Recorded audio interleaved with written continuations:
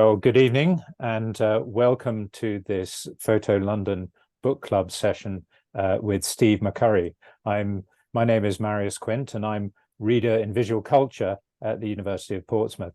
I'm delighted to be able to introduce and interview Steve McCurry, who has been one of the most iconic figures in contemporary photography for more than 5 decades.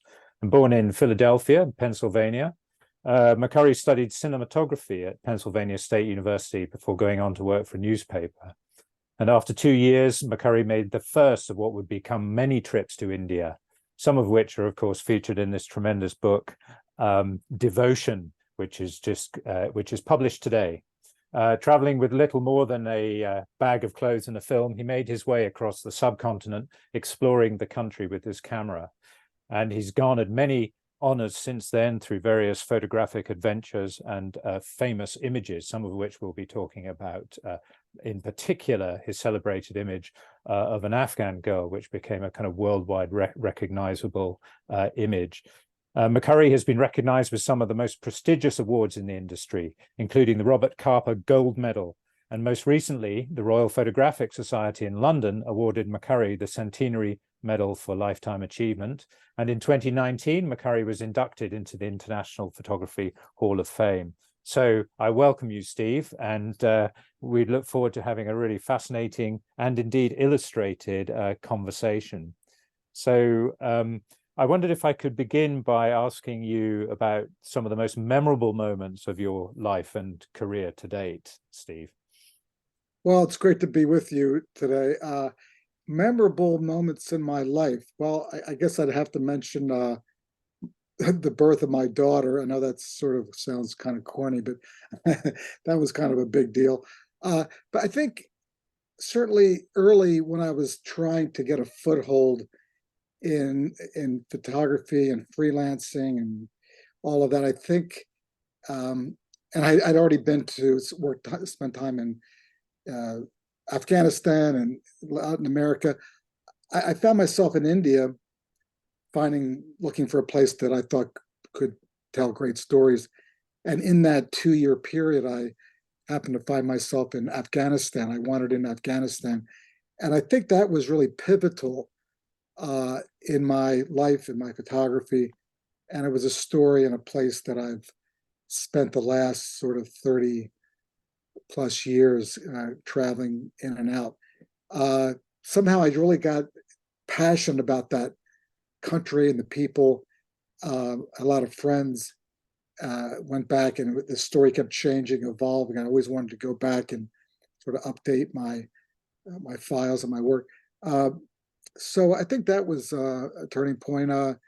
But there's so many moments and places and people I've met in this life. I think back to the Gulf War, this sort of environmental catastrophe, which the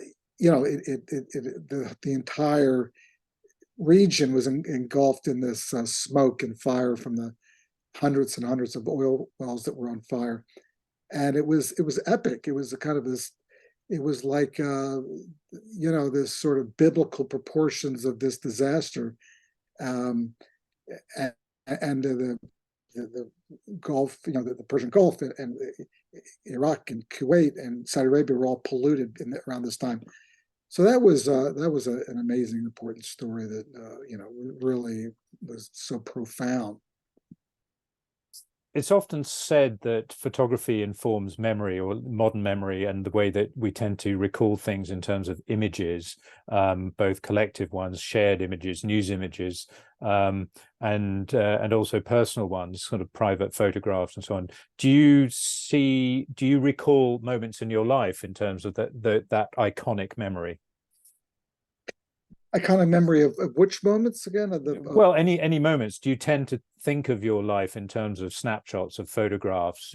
Think of them and in terms of images in that kind of photographic way. I remember all the pictures I've made. I remember being there at the time, what I was going through, the struggles with the light and with whatever the situation. So yeah, they're all very vivid. I mean, the pictures really conjure up those memories of difficulty and sometimes triumph. Sometimes you things work out perfectly, and it's like, this is incredible, this is amazing. Other times you're struggling for days or weeks to try and find a way into the situation, get permission to go here, go there, and then voila, something wonderful happens, and you not, or sometimes you decide that the time and effort isn't worth that particular. So it's always a gamble. Always trying to figure out, where do I invest my time and my effort. But the pictures, many of the pictures that I've used in that books and exhibition are really kind of, the memories are very vivid. And I look at the picture, I remember the people and how we related to each other and all that. So it's a great diary. It's a great way to remember my travels, what was important, because so that's a great thing. Well, thank you.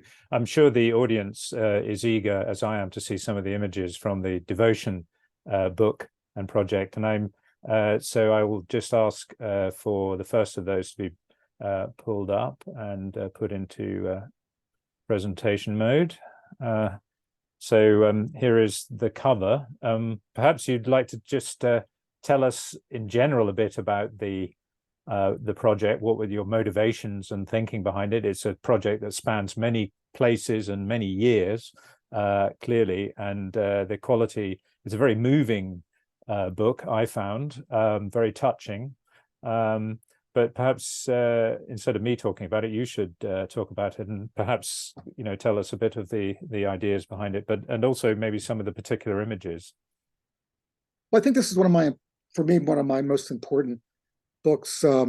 I think this is, the qualities found in this book, the devotion, are found all over the world. It's not just, it's everywhere.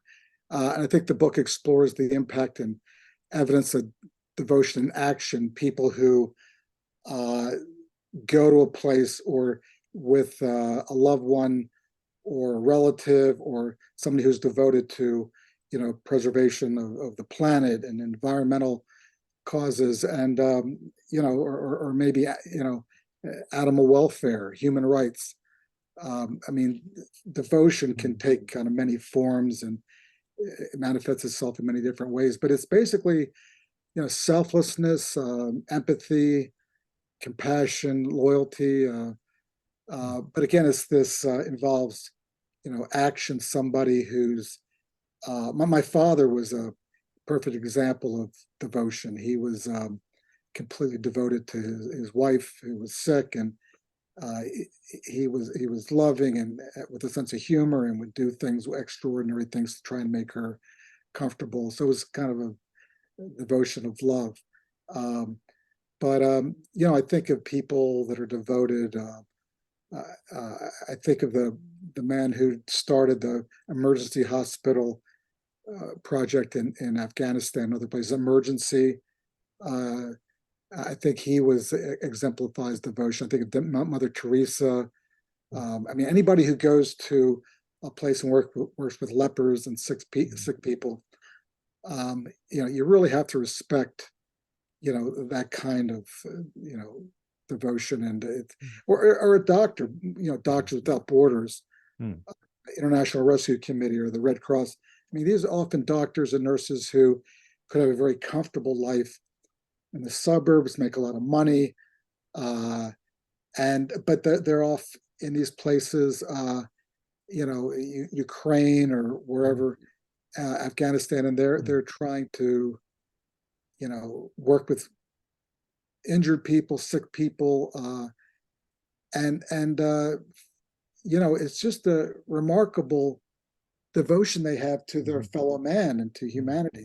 It's really so I think the book is about those kind of people. Of course, it's also the cover here is monks in Myanmar and Burma who are practicing their Buddhist faith practice, and they come here and they're praying, not to that rock. They're praying, about the world and their practice, and it's kind of a meditation. So, and a lot of the images that they span also, as you say, a range of spiritual, religious practice, also work, and really selflessness to a large extent, various forms of selflessness and commitment. I mean, is it this a topic that sort of has been gathering in your mind over the years, or did it kind of suddenly strike you that this was a theme that emerged from your photography, or did it come from I'd say that conversation? it was really a theme that something I've been working on unconsciously for the last 30 or 40 years. I go to places and I was drawn to these kind of people, the Albert Schweitzer type people who, comfortable doctor who was, concert pianist potentially.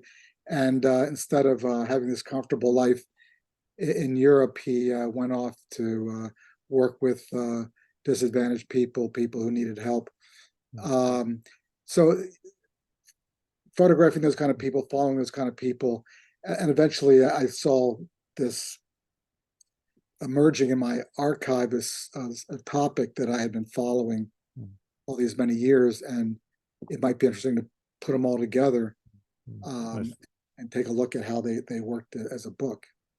Well, let's maybe take a bit of a trip through some of the remaining images. So we have this second image. This is Brazil. This is in Brazil, yeah. This is in Brazil. I think there's pictures from all over the world. Yeah.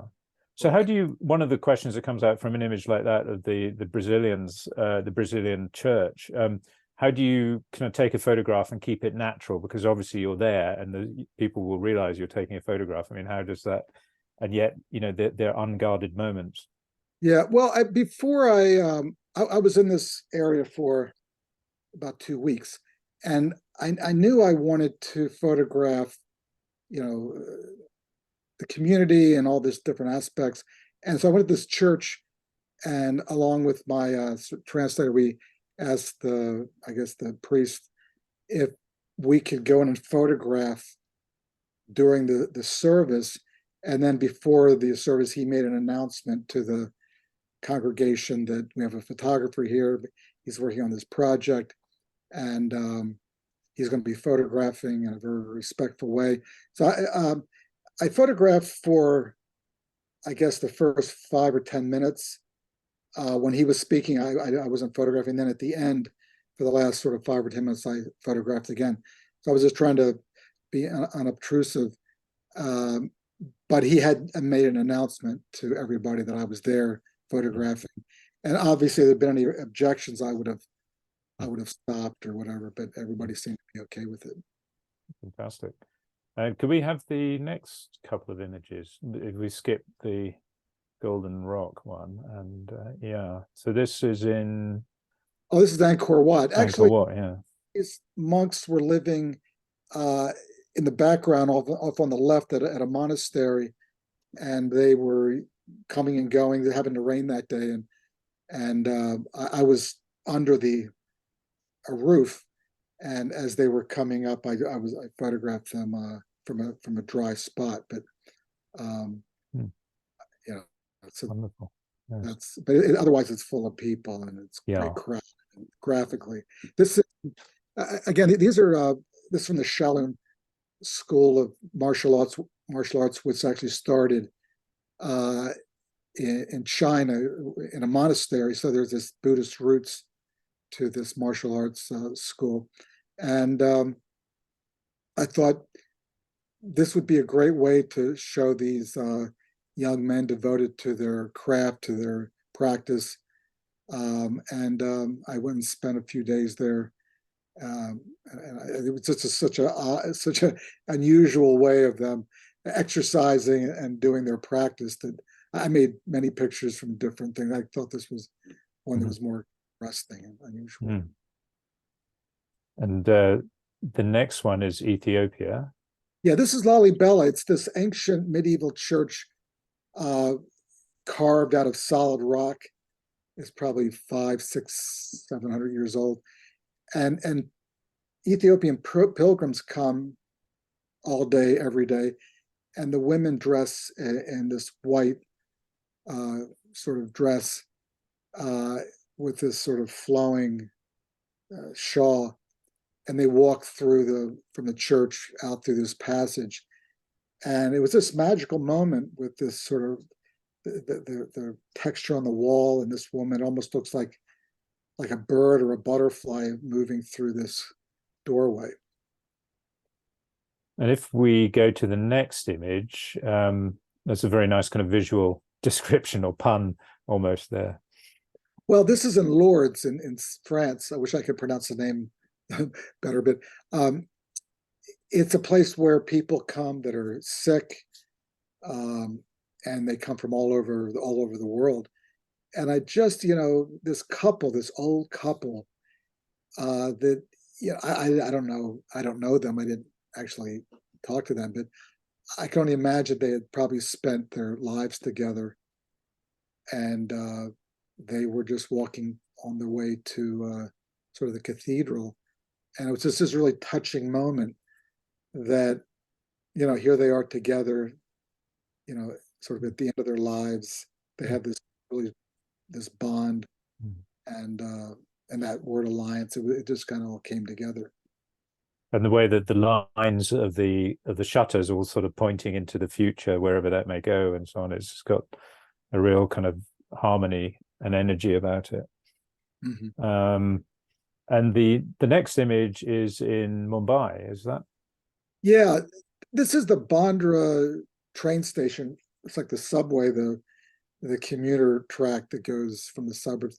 And every Friday they close off the road to cars, and they have these Muslim men pray, but the pedestrian traffic continues. And this I guess this Hindu woman had this load of these empty crates on her head, and she was just going about her work. But I know people have commented that it's the sort of men bowing to this symbolically kind of woman, and how women have always done the heavy lifting, and the family, the one who's the one who brings the family together and does all the work with the kids and all that. So it's a homage to to women in some way. But and I also like it because there's this one kind of the yellow, her shawl, her scarf is like the one dominant kind of piece of color in the picture. Otherwise, it's kind of monochromatic. But it also, it's quite interesting that what comes out in some of your photographs is the coexistence of tradition, and religious practice, but also modernity as well, and commerce and so on, which this shows quite well. What about the next image, which is also, is that India? Just the last one. I went back to that same location. I'm a big believer in going back to a place where you think has potential for a strong image, going back multiple times. And you go there, you work it, and maybe like this picture, this man is paying his, again, it's this, paying his respects to his at a cemetery, at a shrine, not a cemetery, but a shrine for his ancestors. And I was with this community too for several days, and I would go back at different times of the day and take a look and see if there was any activity.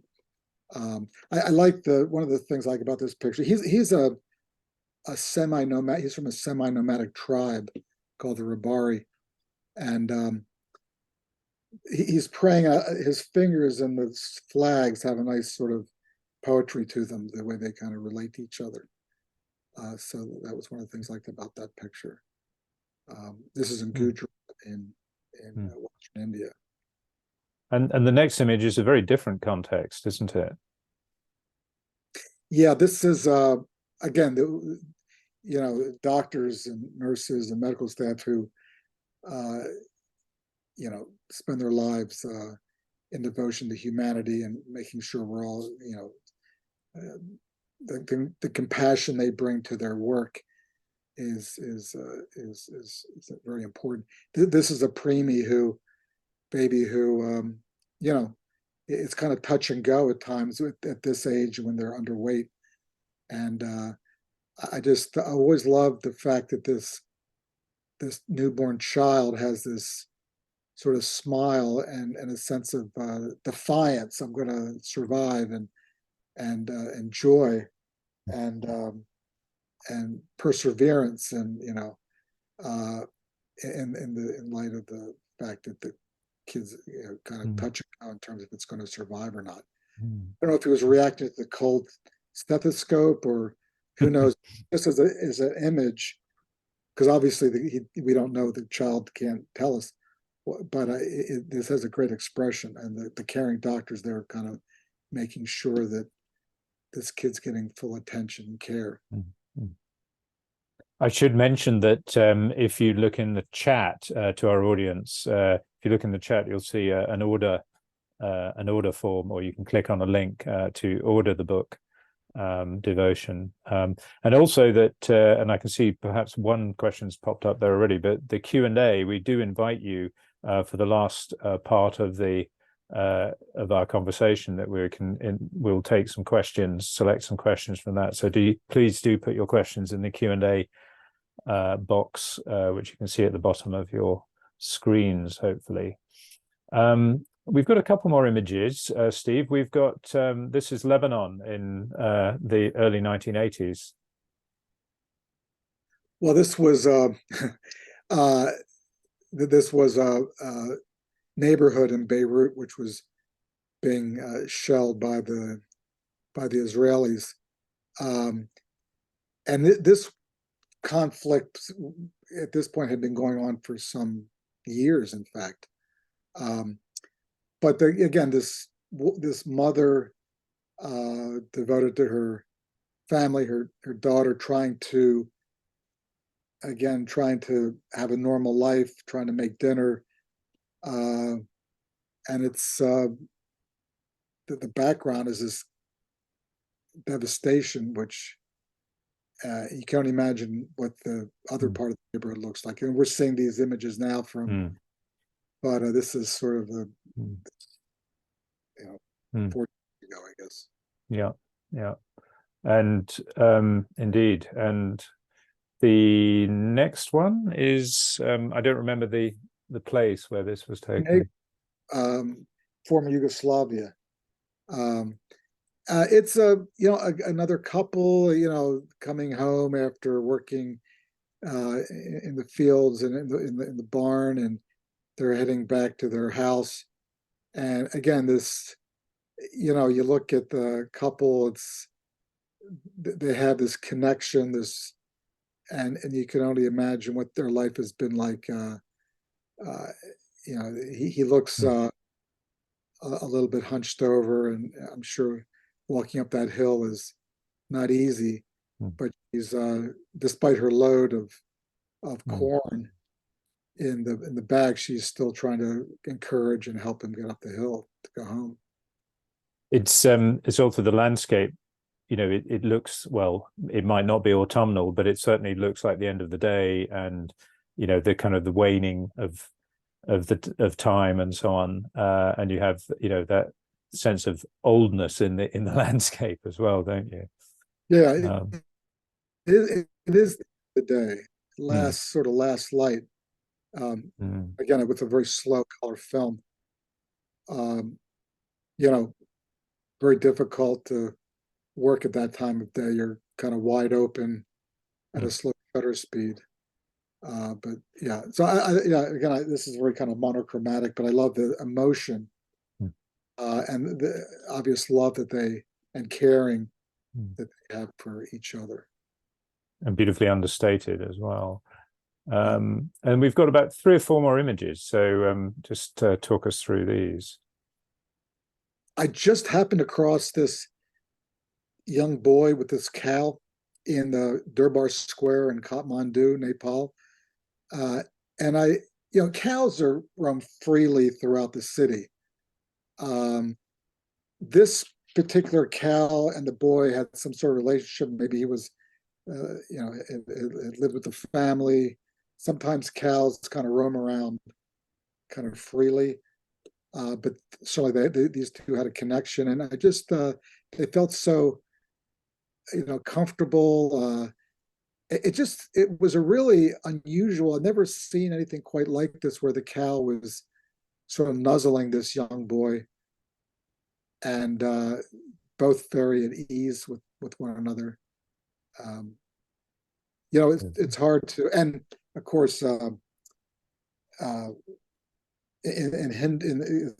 Nepal is primarily a Hindu kingdom.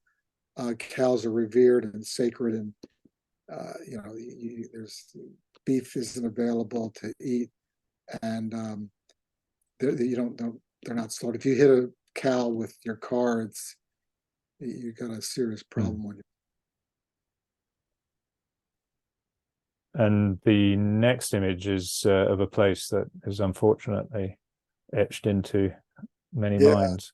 This kind of Auschwitz-Birkenau complex in Poland, which was a death camp, and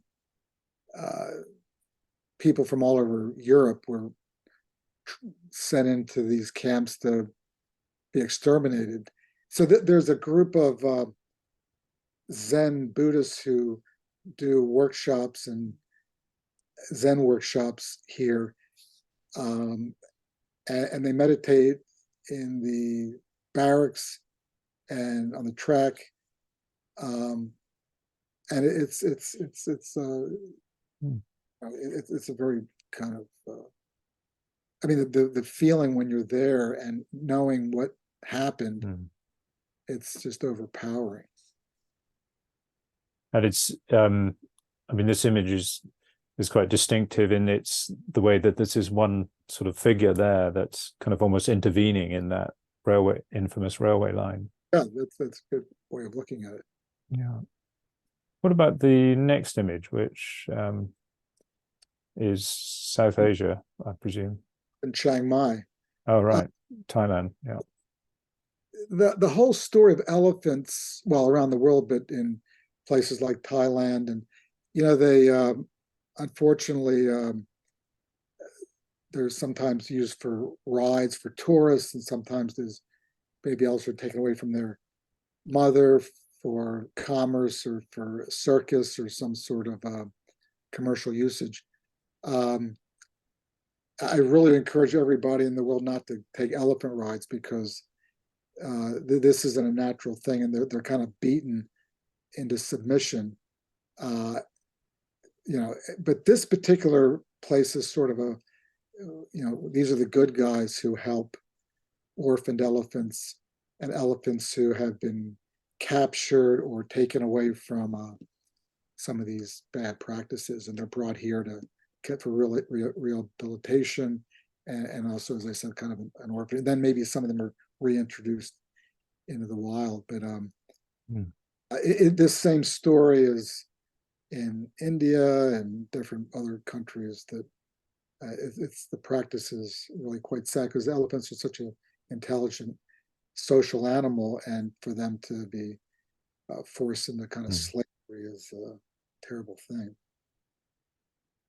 Thank you. And the last image that we've got is quite a private setting. So what strikes me that you've got a mixture of very kind of public open spaces, but very private settings. Could you maybe just tell us a bit how you handle that situation? There's a few other images in the book as well that are these very intimate moments. There was a project that was undertaken to distribute medicine and for AIDS patients, and they selected several countries for this pilot project, and they gave the medicine for free for willing participants. We were part of the project to publicize it, to make a documentary on it, and so certain people were asked if they would agree to be photographed for this project. So this family agreed. We had 5 or 6 families who agreed, and as the treatment progressed and whatnot, I was able to document their life. I was there like every day, and I just was able to have full access to their lives. And of course, we developed a friendship and all of that. So it wasn't just photography; it was this personal friendship component to it as well. So this man was, dying of AIDS. That was the situation here, and his mother was comforting him. So it's many of the images are about, in a sense, healing the world, aren't they? I mean, they do have a very strong element of rectification in some way, or yeah. I mean, here's a mother who's, again, he had, he's dying of AIDS, and she, with her, motherly love, her compassion, her loyalty to her son, her dedication, her selflessness. She's there at his side, right to the end. And that, if you're in his situation, you would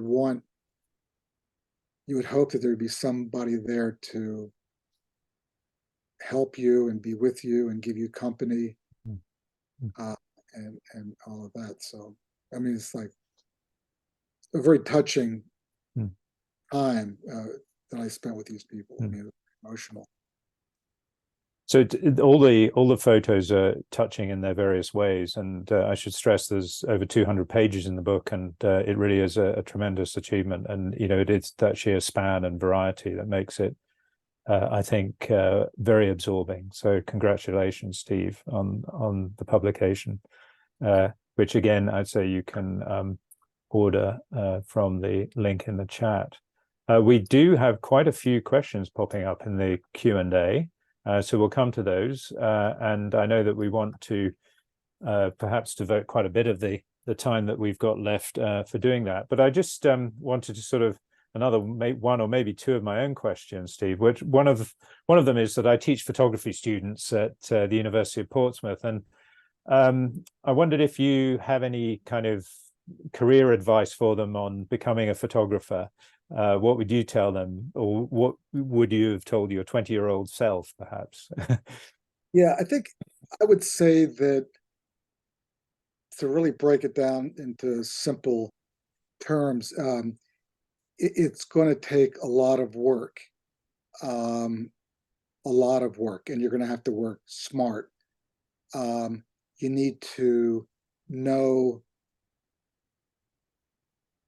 great pictures, history of photography. I think you need to look at a lot of pictures, some of the wonderful pictures from the past, see how photographers handled light composition, what kind of stories they gravitated towards, so that you can learn from them. That's important. But I think practice, that old joke about how do you get to Carnegie Hall? Practice, practice, practice. That was the other night, and I wanted to stop somebody and ask them to see if they got the joke. Where's Carnegie? How do you get to Carnegie Hall? Carnegie Hall is like, anyway. So that's sort of the kind of sums it up. Practice, hard work, and dedication, perseverance, and know, don't tell me that you're a young photography student, you don't know the work of Bill Brand or I don't know, Henri Cartier-Bresson or Ansel Adams or Dorothea Lange or Andre Cortege or Sy or on and on and on and on, because these are, I mean, it's just such a joy to go through their work. Irving Penn, to go through their work and see how they, how did they handle portraiture? If you want to be a portrait photographer, how did the greats do it? They're light. How did they? Somebody walks into your studio and says, "Okay, well, I'm here. Well, I got about an hour. What should we do? How do you want to do this?" And then it's up to you, the photographer, to take control and kind of find the picture somehow. So I think my advice is just work. You have to work. It almost has to become, photography is not like some professions where you kind of walk in at 9 o'clock in the morning, leave at 5 or 6. It's a kind of a way of life. And unless you love it and have to do it, it's like, well, maybe I'll be a photographer, maybe I'll be a sculptor, maybe I'll be a sell carpets or something. No. Then forget photography. Do it on the weekends. Photography, if you absolutely have to do it, that if regardless of whatever income you make, you're still going to pursue it because you have that burning, in your gut that you got to do this. Then you're on the right. Then that's your path. Fantastic advice. Thank you. And music to my ears, and that, the importance of looking at other practitioners and past masters as well. Very much so.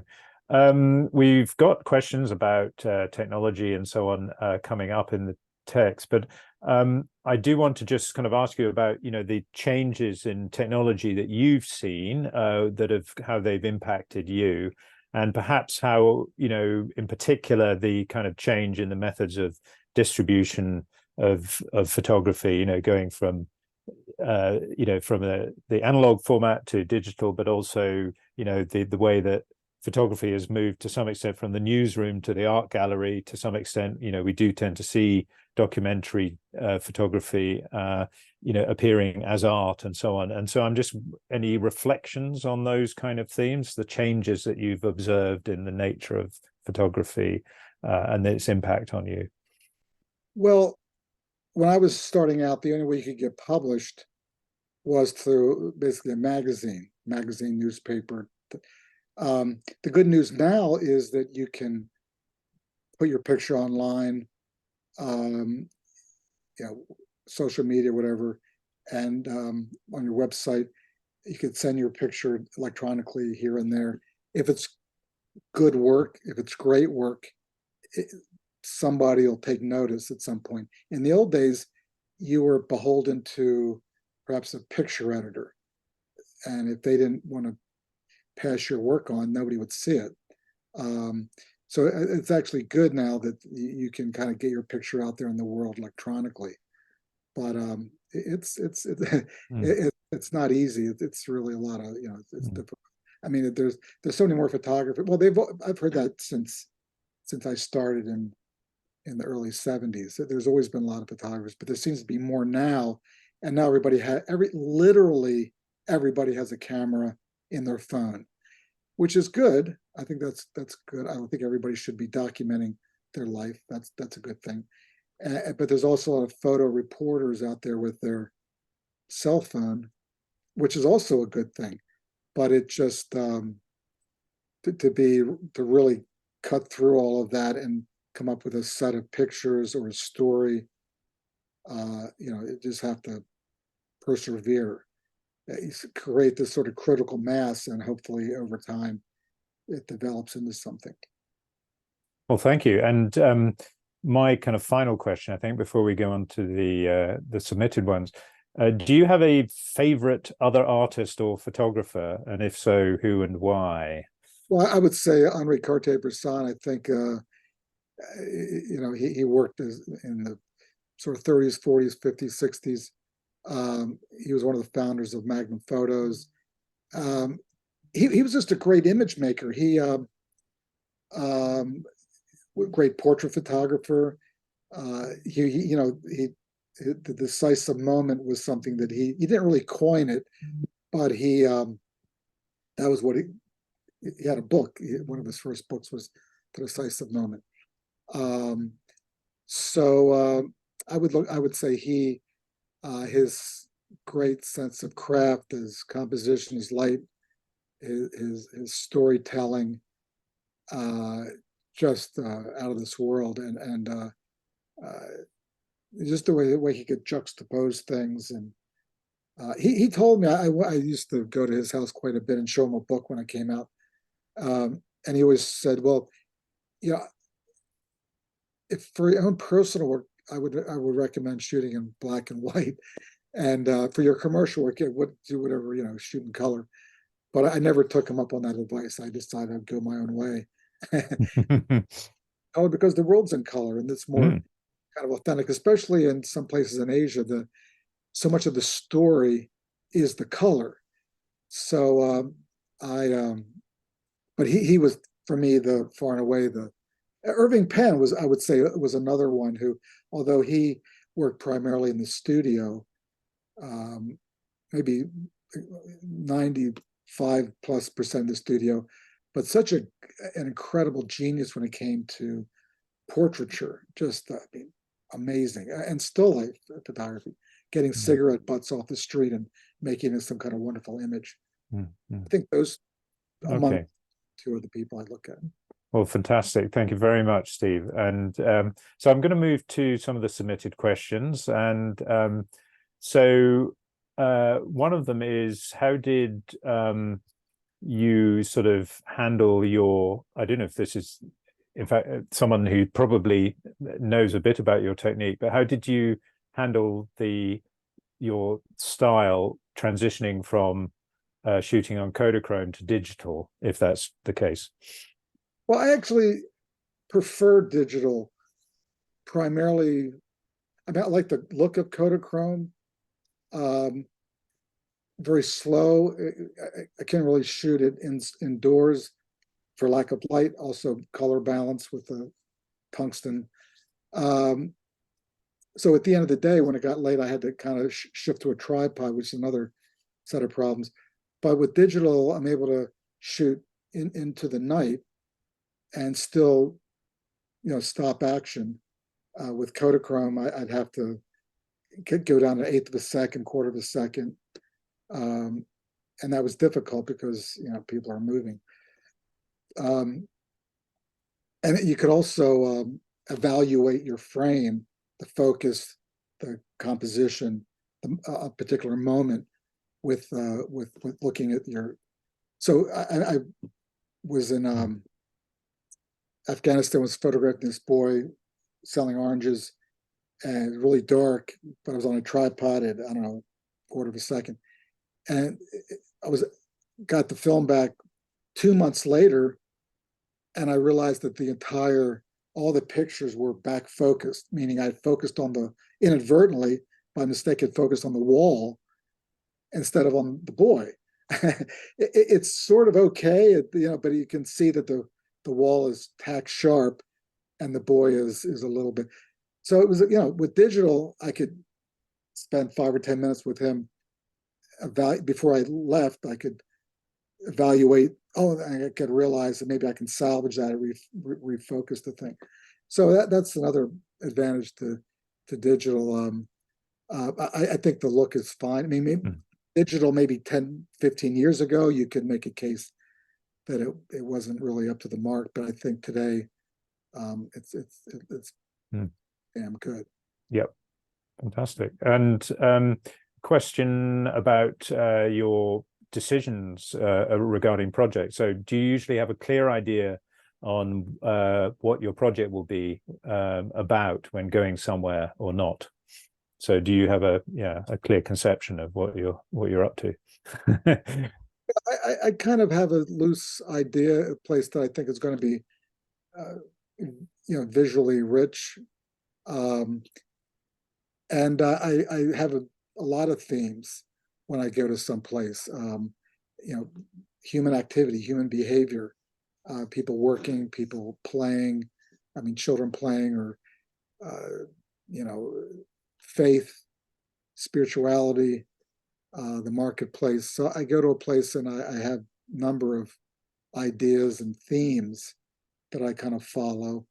Um, I was in Ukraine recently, so I was kind of interested in what was happening towards the front line and all that. But I would say that I like to keep an open mind, go to a place and just sort of wander around and see what kind of moves me and what Mm, attracts me. mm, Um, and hopefully one day one of those pictures will end up in a book or an exhibition. I like to learn about cultures and Mm. people, so Mm. I like to wander around and Mm. kind of. And I suppose somewhat related to that is the question, what's the longest you've waited for the perfect composition? Well, it's always a gamble. You go to a street corner, or you're looking out a window, or you're waiting for something to happen, and it's just a question: how important is this, and how much time I want to invest?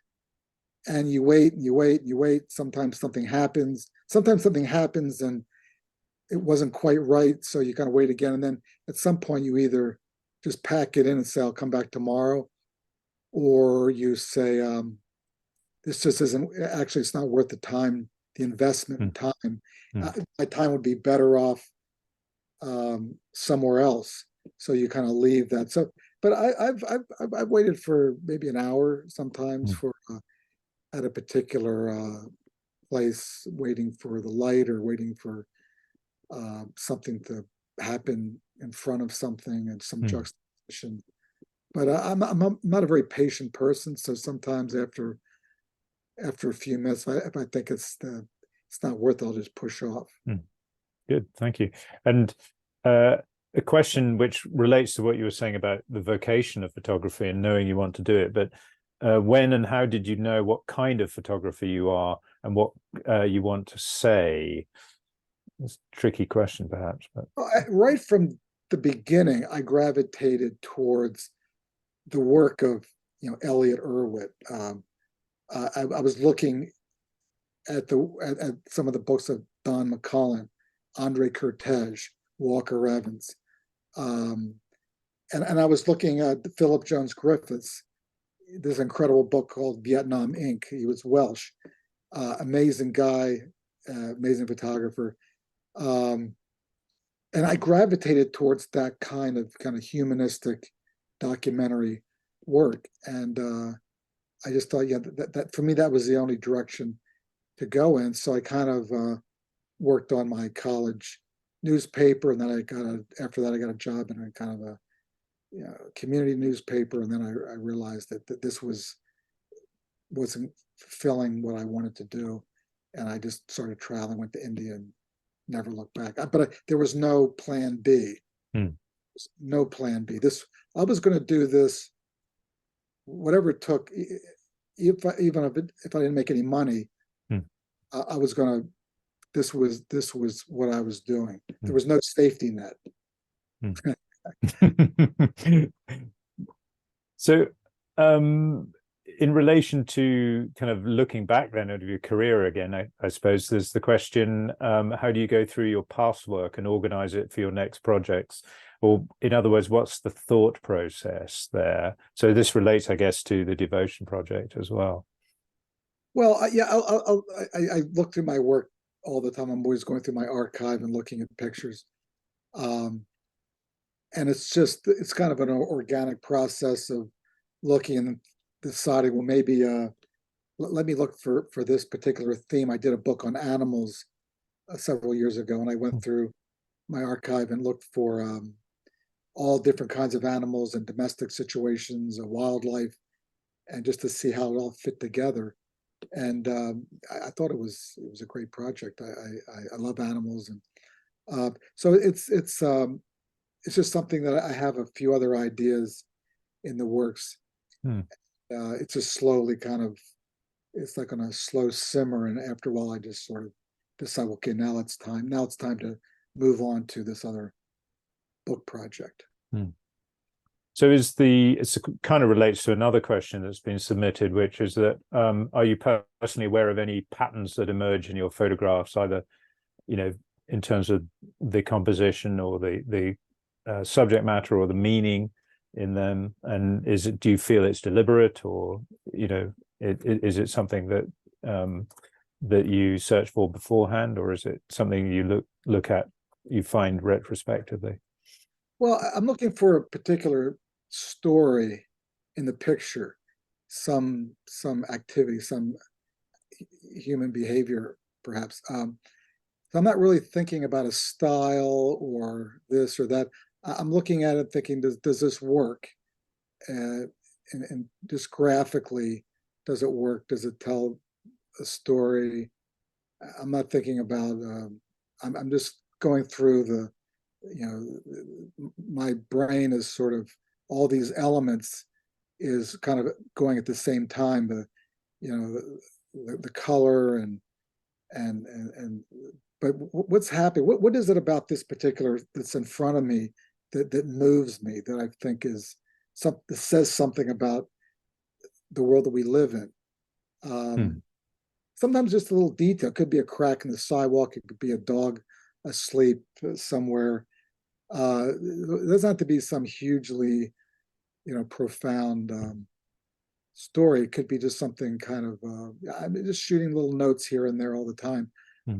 But I don't want to, I try not to think about, I'm never thinking about, I got to do a Steve McCurry, whatever it is. Yeah. I'm trying to look at something and say, okay, well, I love the story. I love what's happening in front of me. It's a couple or it's something going on. And what's the best way to tell that story? Where do I crop the frame? What kind of, lens do I use to tell that story? It's simple. I like something that's sort of more of a minimal kind of photograph in a simple pot, so it reads. Thank you. And relating again to, well, a couple of more technical questions. First of all, there's a couple of questions about editing, and certainly something that my students concern themselves with, editing software and so on. I mean, do you have any particular views on how that should be done or is done? Well, try and have a very light touch. I think that I think the pictures should, the story should be the hero of the picture. I mean, an honest, something that represents this authentic. But as soon as if a picture's too massaged, to me, you're looking at, now you're not looking at the story, you're looking at the technique. And if I'm looking at some of this high dynamic range or something, I think, well, that doesn't really look the way that doesn't really look real to me. And so like, well, then they kind of get lost. And so I think it's keep it real, keep it honest, and just try and have the story be the hero, and I mean, certainly, certain areas of the picture need to be light or darkened, but it needs to be kind of done with a light touch. Okay. Good advice, I would have thought. But there's a question here about your famous photograph of the Afghan girl, Shabat Gula, which says, what film stock, ISO, aperture, and shutter speed did you shoot for your most iconic image? And you were in a shaded area when you took the photo. I've always wondered.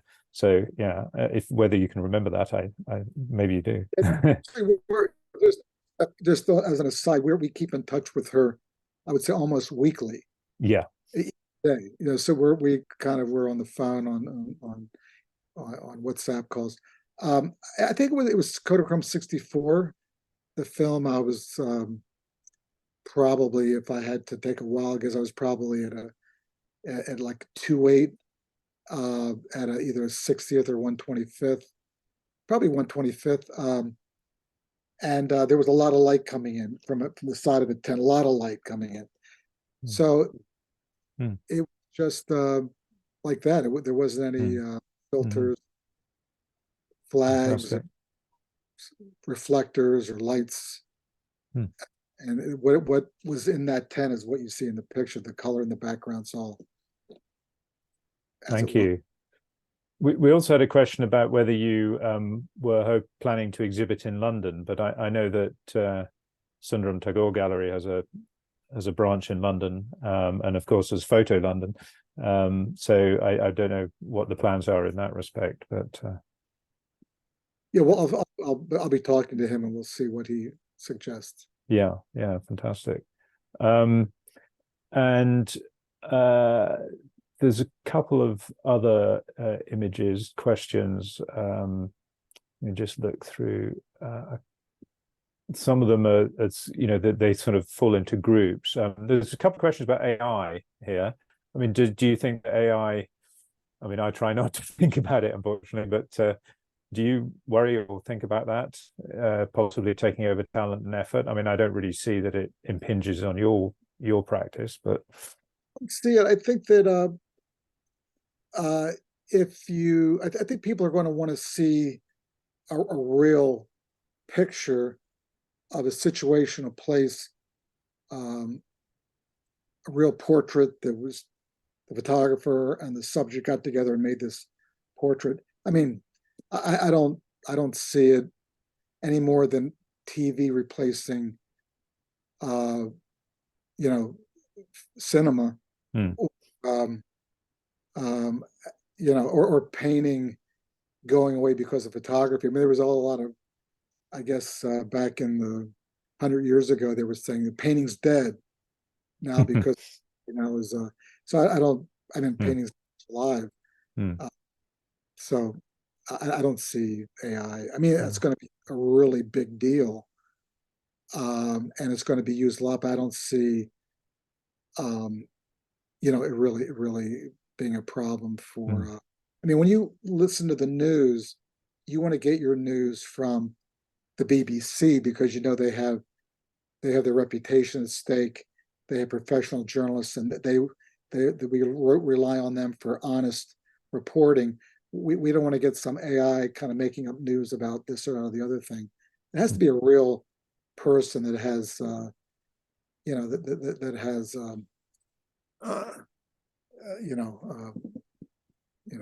skin in the game, as they say. Yeah. I think that's answered most of the many questions that we've had in. There's been a couple of nice comments, like it's like that's someone who's very inspired by the title and theme of your book. It's like you were some sort of witness and guardian of humanity to me. And she says, has your life been itself a life of devotion? Which I suppose the way that you handle that theme is one of devotion to your profession, your craft, your art. Yeah, I always think it's important for us to strive to, leave this world in a better place than we found it, and whether it's through trying to tell stories, trying to share pictures of humanity, and in a kind of a empathetic way. So I've tried to do my part. Could probably do better. Probably should do better.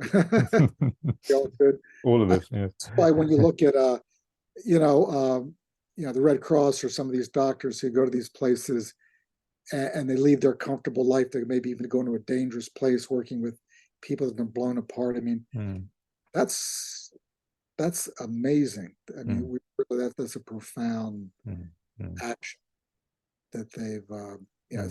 That's a deep commitment to humanity. There's quite a lot, beginning to wind up now, but there's quite a lot of discussion about care of journalists. We know that over 30 journalists are reported killed in the present conflict in and around Gaza, and we have we have obviously photojournalists who report, and witness traumatic events and so on. I mean, do you have any thoughts on the kind of the ethics or the care and the just keeping oneself safe as well as, your duties to those in front of the lens? Well, the main thing is to try and tell the story in a truthful way. It's unimaginable what these photographers and journalists and videographers and writers, what they're kind of going through. I know what, the little bit conflict I've seen in my career. I mean, it's just trying to survive yourself, just trying to stay alive when there's all this chaos. And then imagine these these photographers there, they're trying to find some water, they're trying to find themselves some food, they're trying to find a place to charge their batteries, and they're trying to ultimately trying to find a way to transmit their pictures out to the world. I mean, just the very act of staying alive for them is already a daunting task. So, I mean, it's just overwhelming to imagine how they're operating in that situation. It's just, we can't imagine, because we don't think of them as also needing to drink and to eat, to sleep, and to with the technical part, and then the idea of being intrusive and photographing these people in front of you who are dying. It's a lot. It's a lot. It's a lot. It's a lot for them to. Is that something that you've kind of processed over the years yourself? Because you have worked most famously in conflict zones. So, well, I think that what keeps you going is the fact that these stories, we need to know about what's happening. If we don't get the news and information from these people, then we're stuck with our governments telling us what's going on in the world, and that's unacceptable. I mean, we know that governments lie and distort. So that's why you feel like this is a sacred mission to go and tell this story, these stories, and and it's just certain people are built, it's sort of in their DNA to this kind of work. I mean, when everybody else is heading for the hills, certain people go in and want to do this kind of work along with the doctor. So but it's very important, and I think that's what kind of keeps you going, to know that you're there. It's terrible, but somebody needs to tell that story. Well, we're very glad and grateful for your devotion to your art and reporting and photography, and for going in there for us and showing us humanity in all its vulnerability and care, and coming out with, I think, in these troubling times, a message that is life affirming. And thank you very much for that, and humane. And I'm tremendously grateful to you, Steve McCurry. Congratulations again on a wonderful book. And to reiterate the point that you should be able to find the link in the chat, not in the Q&A, but in the chat. Thank you to the audience for all your very well put questions. And also thank you to Photo London and Sundaram Tagore Gallery for their staging of this event. And we wish you very well in your future projects, Steve. So thank you. Pleasure to spend time with you. Thank you very much. Thank you.